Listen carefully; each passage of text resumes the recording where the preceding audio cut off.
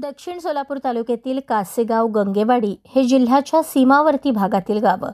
या गावांचं जिथे शिवार संपतं तिथं मराठवाड्यातील आजच्या धाराशिव जिल्ह्याची हद्द सुरू होते. कधी काळी सोलापूर जिल्ह्यातील या सीमावर्ती गावाहून मराठवाड्याची दळणवळणाची नाळ जोडणारा मार्ग आणि प्रमुख ठाणे म्हणूनही या गावाकडे पाहिलं जात होतं. स्वातंत्र्याच्या 75 नंतरही शासन दुर्लक्षित मार्ग म्हणून स्वतःची ओळख कायम ठेवून आहे तो हाच कासेगाव देवकुरळी मार्ग.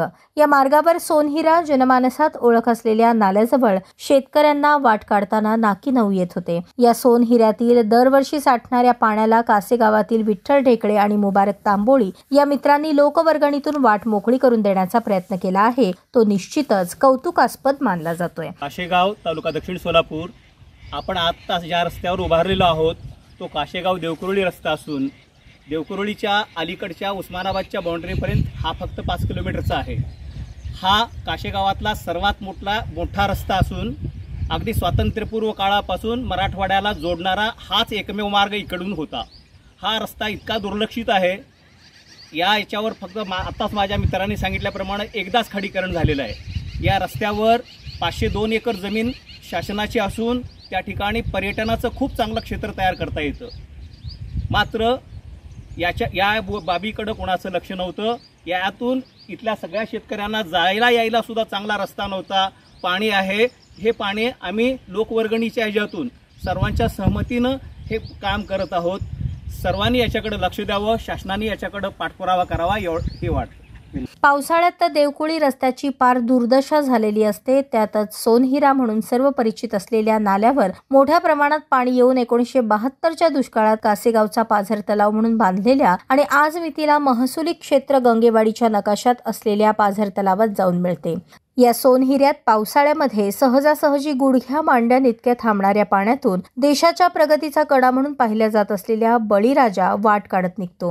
ही समस्या या परिसरातील सर्व शेतकरी आणि शेतकरी कुटुंबियांची, शेतमजूर आणि महिला मजुरांची आहे. या समस्येतून मार्ग काढण्यासाठी विठ्ठल ढेकळे आणि मुबारक तांबोळी या मित्रांनी शेतकऱ्यांचे समुपदेशन आणि लोकवर्गणी करून इथे थांबणाऱ्या पाण्याला वाट मोकळी करून देण्याचा प्रयत्न केला आहे तो कौतुकास्पद आहे. मी विठ्ठल शंकर ढेकळे, राहणार कासेगाव, तालुका दक्षिण सोलापूर, जिल्हा सोलापूर.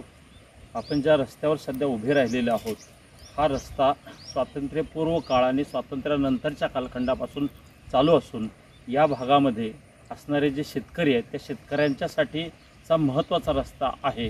तथापि ज्या ठिकाणी आपण थांबलेलो तिथं दरवर्षी 4-5 फुटापर्यंत पाणी येतं आणि या परिसरांमधले सगळे शेतकरी, विशेषतः स्त्रियां आणि शेतमजूर यांच्यासाठी रस्ता ओलांडून पलीकडे जाणं जिकरीचं होऊन जातं.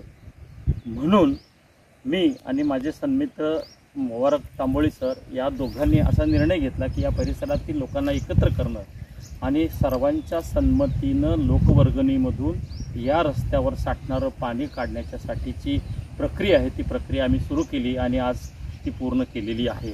खरं तर या रस्त्याकडे शासनानं लक्ष देणं आवश्यक होतं आणि स्वातंत्र्यापासून आजपर्यंत या रस्त्यावर फक्त एकदा खडीकरण झालेलं आहे.